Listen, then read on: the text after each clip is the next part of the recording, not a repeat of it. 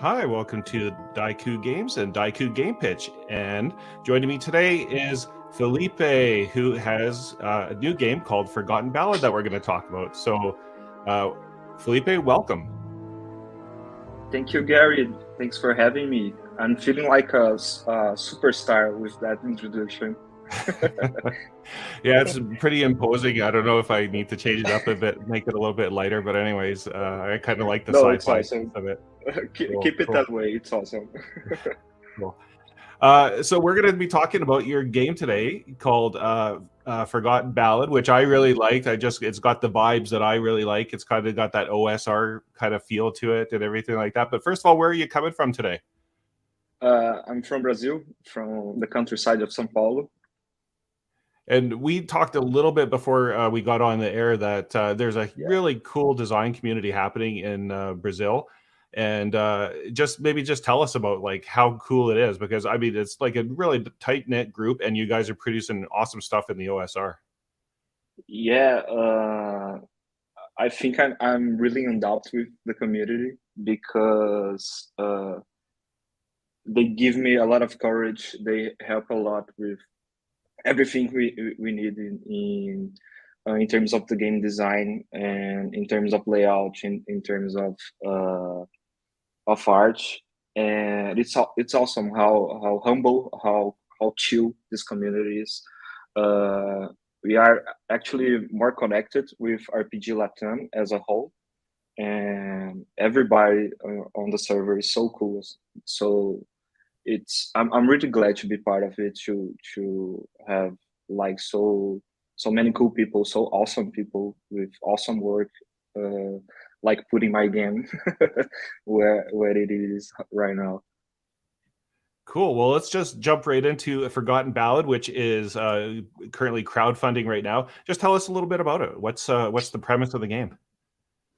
So it's a game that was born from a game jam in RPG Latam, when we were like converting video games uh, to tabletop RPG.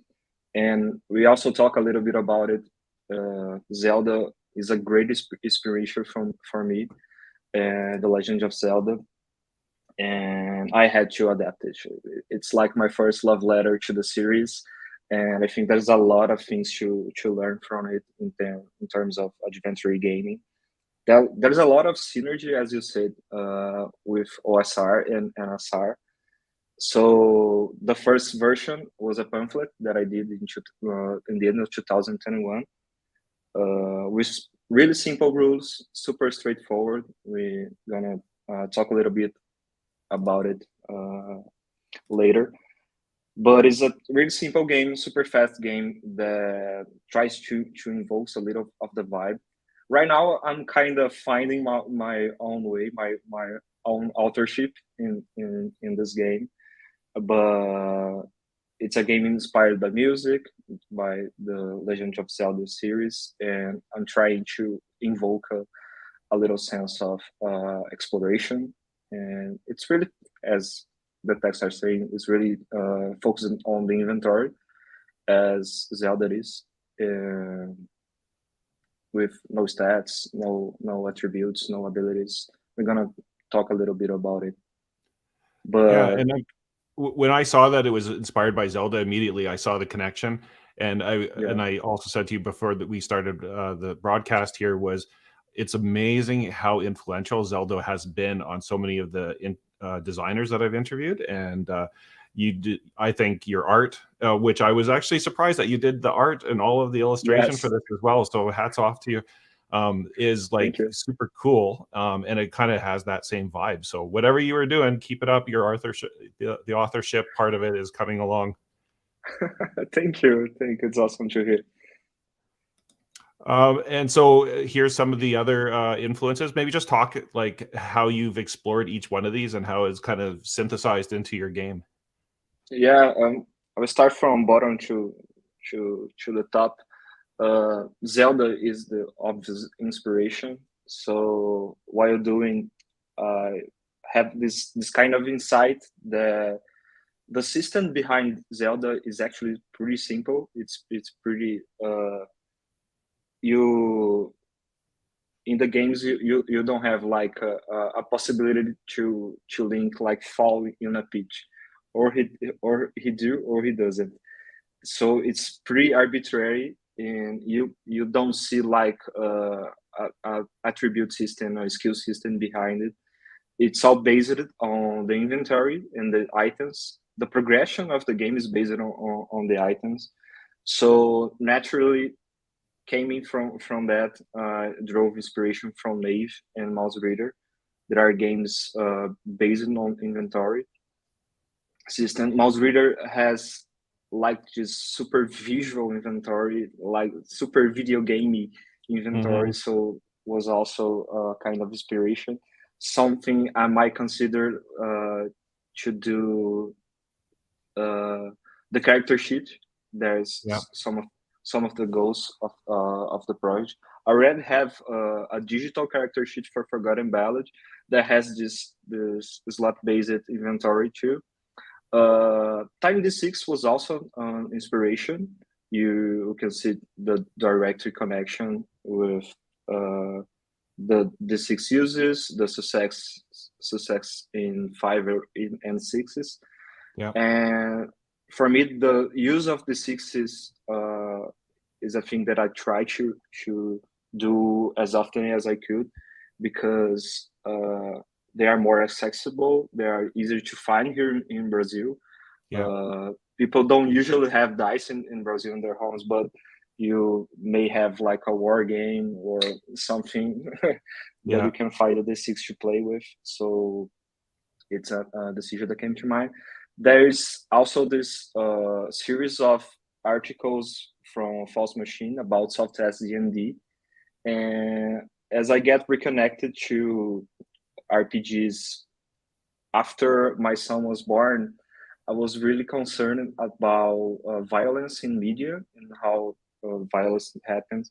So that article like sparks a lot of things in my head, sparkles a lot of things in my head, and I try um, to bring some of it to my games, like bring the violence to more more of an occasional and less of a center of the RPGs. And so it's also a series of articles. And finally, the thing that I think that tightens all it all together is the oil fantasy movement. That is a thing that is burning right now in Brazil. Is a derivation from the kind of the OSR. It's coming from people that are doing a retro cloning of D&D, but they are more based on the quick primer, and they are talking a lot about player agency and how healthy our games should be, how often we have power relations problems in our table. So it's really a movement of games to give more agency to the players, to and has a lot of insights on how to deal with simple rules. And it's a thing that I want to raise more of its philosophy and bring more of its philosophy to this new version of the game. So it's a really, really important flagship that I want to be raising right now. Cool. And I mean, player agency is one of the things I know a lot of tables strive for, because it also reduces the cognitive load on the GM or referee, that Yes. they're not responsible to tell you a fun story, and it's part of it, like the experience of being at the table together. So it looks like that. I mean, that's one of the things that I like about the kind of the new style of games.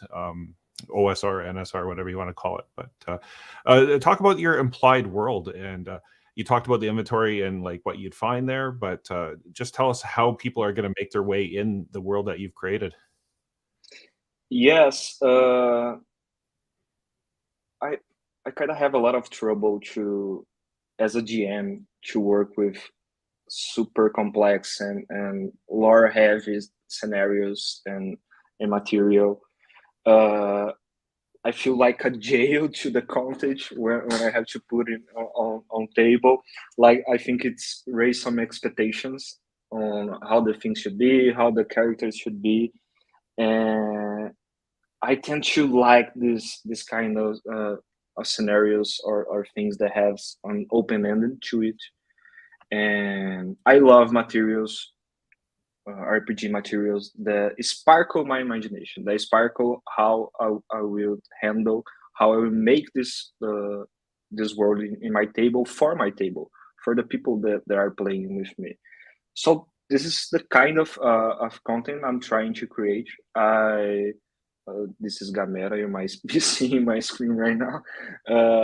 I try to give some sparkle, some ideas of how the world should look like, how the world works, but it's a lot of open-ended for the GM and the table to customize and feel like how they are how they're feeling about it.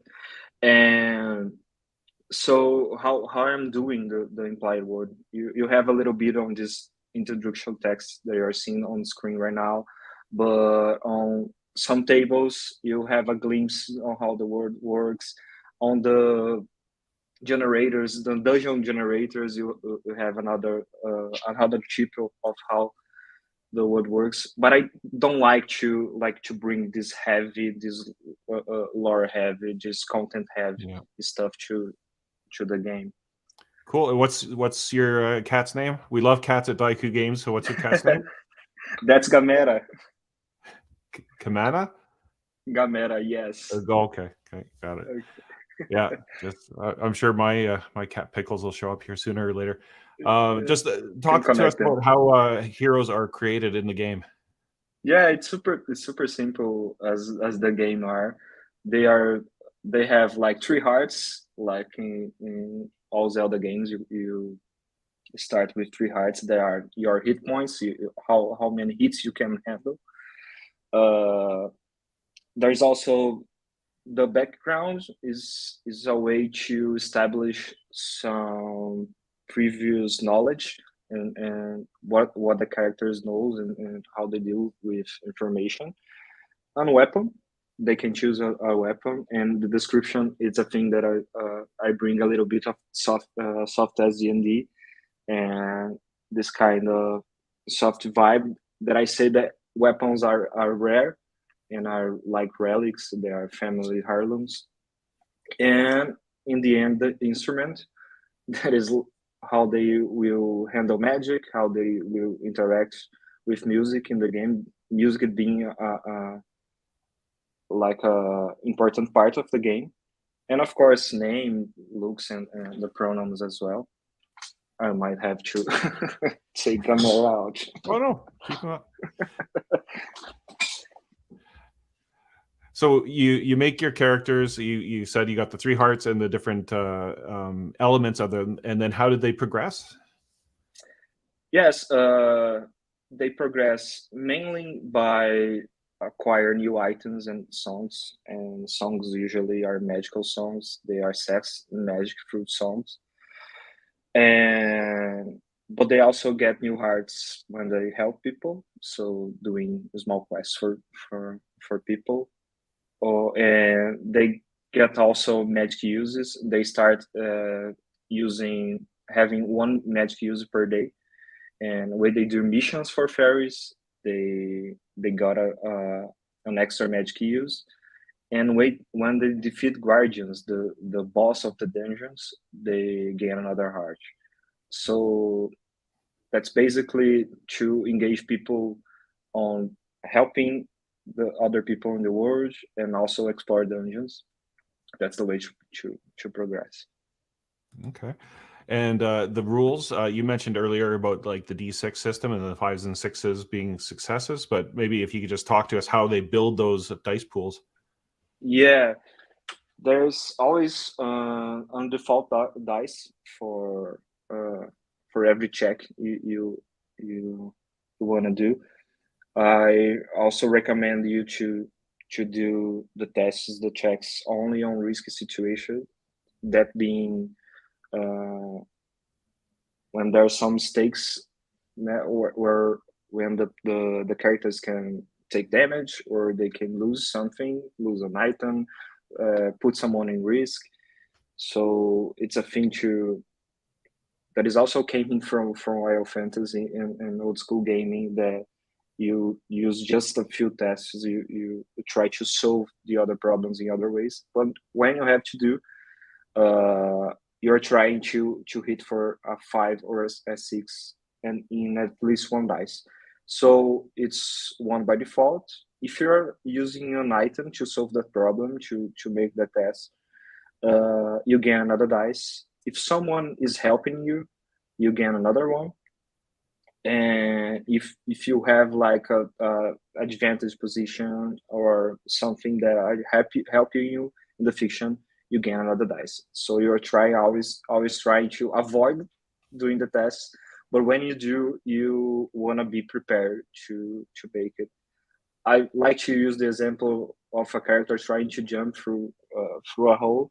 He can try just to jump with one dice, but if he uses a pole to try to do the jump, he will have another dice. Maybe someone is pushing him in the end of the jump, that's another dice. And maybe he's taking some steps back and running to do the jump, that's another dice. So that's a kind of example that I like to give to my players. Yeah, that's a good one.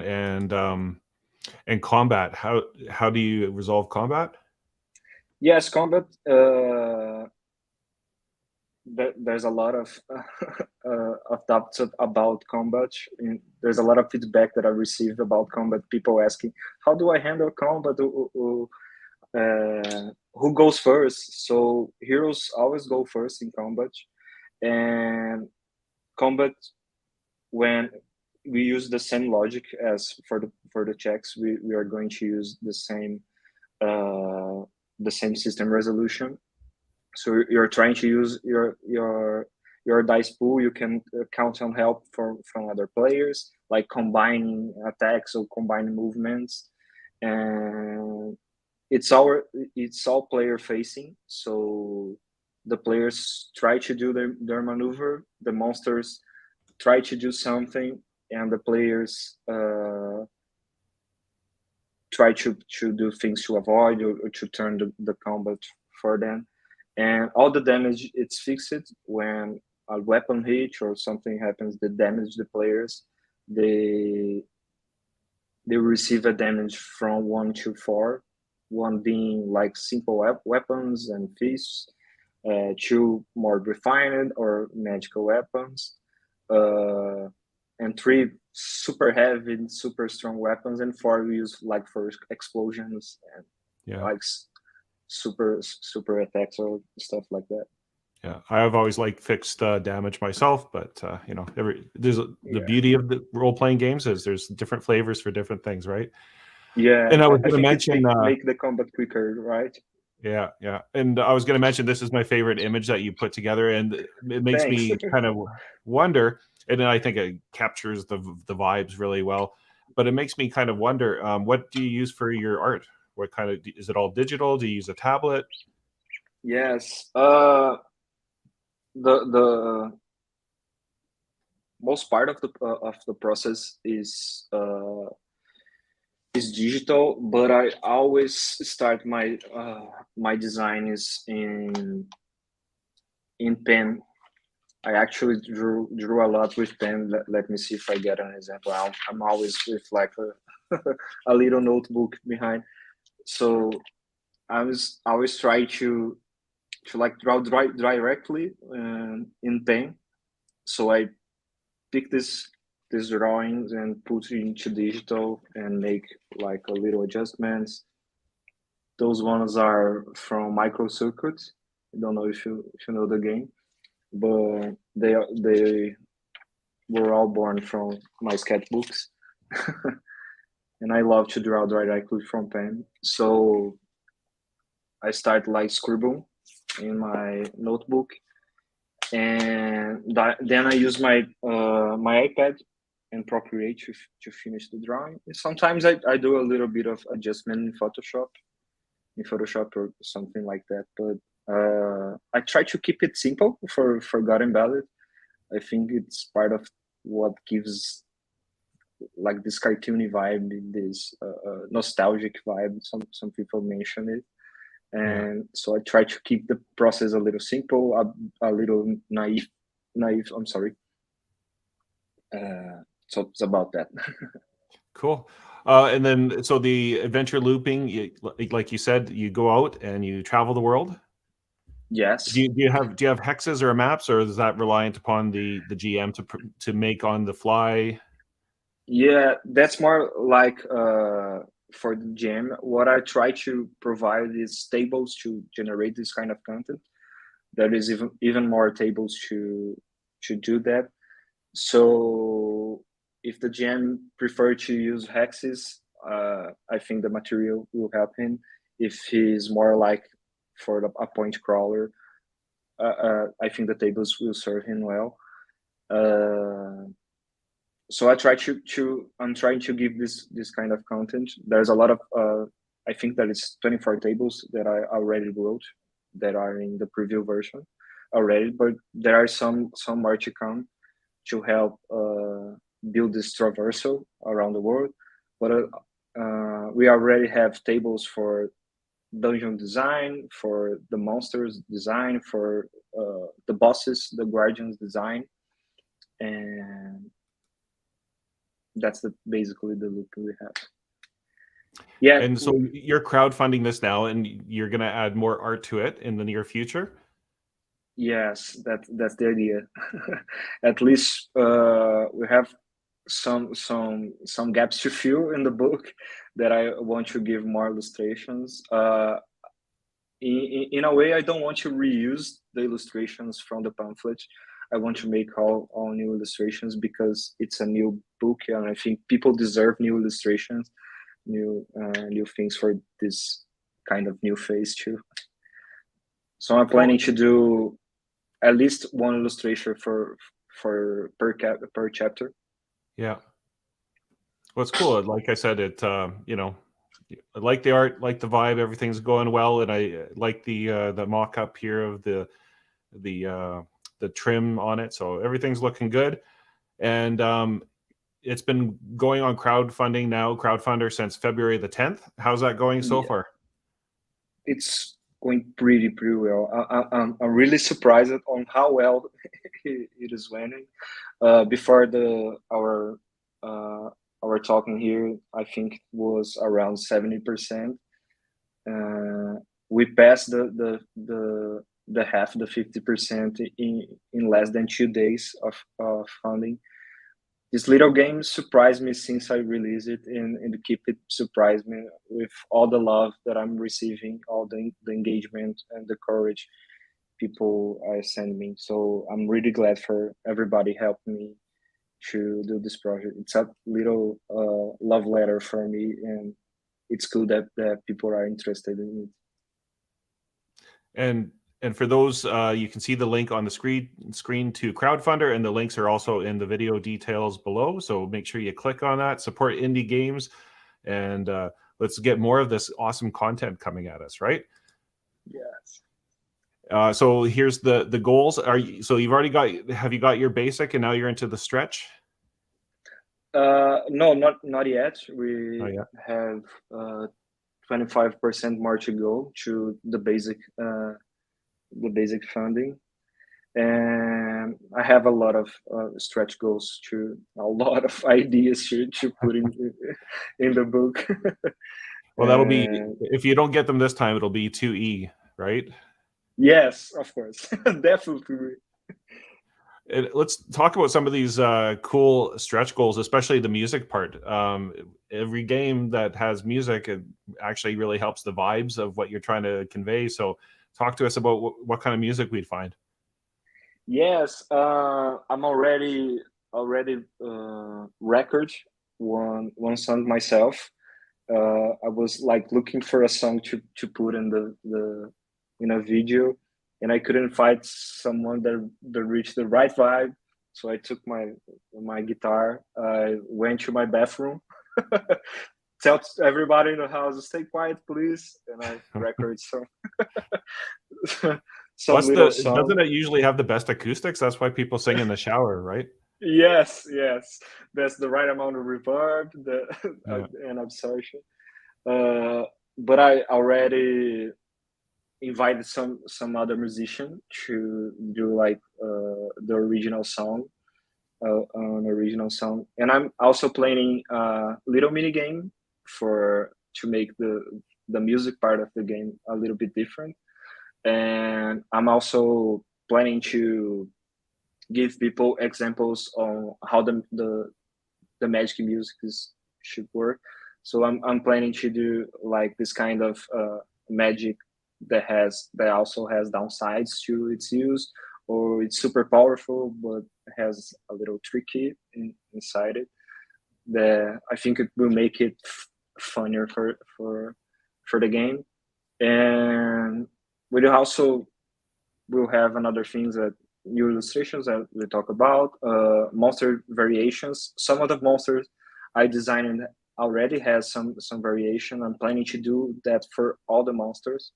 There's a lot of new ideas for monsters that can come into it, and also Are you trying to create like unique monsters that nobody's ever seen, or are you trying to reflavor some of the existing monsters that you'd probably typically find in any fantasy game?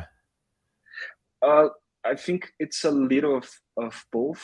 I'm trying to bring monsters from Zelda to a tabletop logic, but for me, it's what I'm trying to do is to create monsters that have like unique behaviors and simple but unique behaviors. You look at the monsters, you know what is his strategy, how you can use it like super quickly. That's the thing I'm trying to do for them. So I'm driving inspirations from all kind of sources to make those monsters. And then I see you've got a new cover and a new dungeon. So I've not Yes. heard of Alex before, but I know of Lucas. I've covered one of his books on Halloween. But Yes. just talk to us about. I assume they're part of the group from Brazil that you've been working with. Yes, both are Brazilian guys, awesome people to work with. You might know Alex as Narc Monster. He's author of Beyond the Borderlands. Okay, yeah. Super cool zine where he reimagined the classic adventure. So when I was thinking about Illustrator to redo the cover and do illustrated cover for Forgotten Ballad, it has to be Alex, because it's also a Brazilian part of the global south, but his drawings has this kind of video game vibes to it, so it's kind of what I'm looking for. And I'm also working with Lucas in Dungeon 23, that Mm-hmm. we slowed down a little bit our work together. We are doing a mega dungeon for Forgotten Ballad, Oh wow. and it's been like awesome. Our synergy, it's super cool. He popped some ideas, and I can build around it, and the both works on the other side too. So it's been great to work with Lucas, And and have I you been love able his to work. keep up on that on a daily basis? Like I saw that initial come out and I was like, there's no way I'm going to be able to do that every day. And I have a fear of missing out, like FOMO, where I was like, I really want to participate, but I just knew there was no way I could Yeah, do it. I never did it. But the how have same you here. guys been doing? Of course, we are not doing daily. we we are trying our best, but was our primary conversation was what we both have kids. We both have a lot of things to do. We have another projects working with. We're going to fail, but we are trying to do it anyway. We are trying to restart uh, twice or thrice, but we are trying to do it in our own pace, in our own terms. I don't think we'd even have to like finish this project this year, but it's a good thing that is happening. We are trying to enjoy it more than participating in the movement or anything. Cool. And so as we see on the screen, crowdfunder.com /forgotten ballad. And the links are once again in the video description, and they can find you on Twitter and Instagram at Coolway Inc. Yes. You're going to have to change that to Forgotten Ballad if this gets too big. You might have to. Wow, that would be cool. Cool. Well, it looks like a really fun project. Everybody that's watching, get out there and support indie games. It's to me, this is exactly the type of the game that I love to showcase in the OSR kind of indie space, and scratches that vibe that I really enjoy as far as a game experience. Rules light and kind of just like fun, and play it at the table to see what happens. But yes. Felipe, I just want to say, thank you for coming on the show. I wish you the best of luck with this game. Invite you back here for future versions of it, maybe your mega dungeon or whatever the case might be. But just wanted to say thank you for coming. Thank you for having me. Thank you a lot for your space, for your time. It's been a blast, and thanks a lot for everybody that is supporting my project. Thank you, Gary. Cool. And if you are an indie game designer and you want to come on Game Pitch and tell us about what you're designing, just go to Dieku Games DiekuGames.com/Game Pitch and tell them Game Pitch Gary sent you. Hey friends, are you looking for a game that is not Dungeons or Dragons? Well, we got exactly what you need at Dieku Game Pitch. We got zines, we got OSR, we got adventures. But wait, there's more. We got solo games, we got journaling games, we even got card games and dice games. Oh hell, I don't even know what kind of game this is, but we got it. And if you visit us in the next 2 minutes, you're gonna get all the Zine Quest, Zine Months, Itch Fund, and Backer Kits Kickstarters that you can handle. Visit us at www.dieku.games.com and tell them a Game Pitch Gary sent ya.